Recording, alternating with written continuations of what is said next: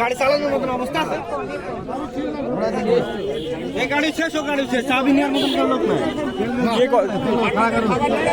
কোন গাড়িতে কে কে ছিল? ওই যে হেলমেট আছে না, হ্যাঁ, বড় গাড়িটাই করে আর এটা ছিল হচ্ছে ওই একটা মুরব্বী, একটা মাঝ বয়সী মেয়ে, আর হচ্ছে একটা বাচ্চা, ছোট একবারে দুধের বাচ্চা, মানে 3-4 মাস বয়স।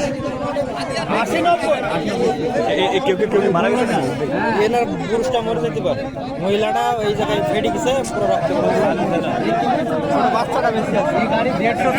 কোলে বাচ্চা ছিল একটা?